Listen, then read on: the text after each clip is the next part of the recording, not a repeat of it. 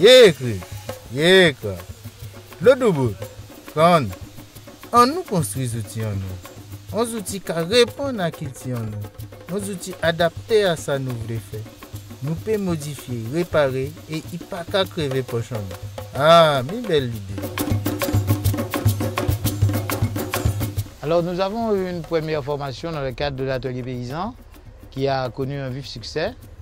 Et donc nous avons donc cette fois dans le cadre des Ecophyto, donc dans une dynamique beaucoup plus précise avec sur une culture, la canne, eh bien, nous avons pu assister à l'ingéniosité de nos exploitants agricoles qui, sur la base d'un matériel prévu utilisé dans la vigne d'une manière classique, eh bien, nous avons fait une adaptation. Des images qui étaient disponibles sur le site de l'atelier paysan, des vidéos qui ont permis aux paysans guadeloupéens d'imaginer comment ils pouvaient éventuellement l'utiliser pour la canne à sucre.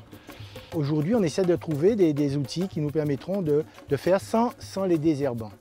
Et c'est un gros problème pour nous, notamment dans nos cultures, parce que les herbes poussent avant les cultures que nous cherchons à faire progresser. Il s'en est suivi donc un certain nombre de réunions téléphoniques, d'échanges de plans, de schémas, de propositions qui ont permis donc d'aboutir à une solution plutôt de l'ordre du prototype. Bon, quand ils ont proposé un projet là, on passait au plus simple comme c'est un prototype. Il ne faut pas compliquer. Après, nous pouvons améliorer. Ben, c'est pour y passer plus à petit canne là. Et en même temps, on va griffer. Après, démarche à ça, on a pensé faire d'autres outils pour dépailler canne là. C'est intéressant de travailler avec d'autres agriculteurs. Ça va en plus.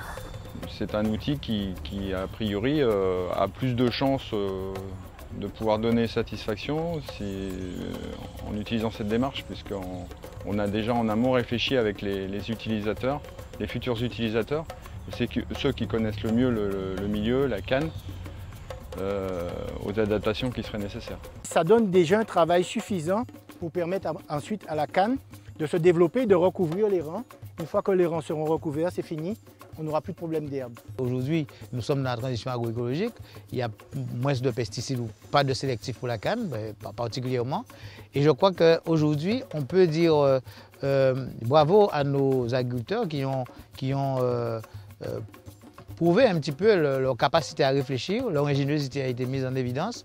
On cherche des moyens, des voies et moyens qui nous permettent de continuer de cultiver nos cultures, notamment la canne à sucre, et dans des coûts raisonnables. Nous nous sommes inscrits dans la triple performance, donc économique, sociale et environnementale, et je crois que là nous sommes en plein dedans.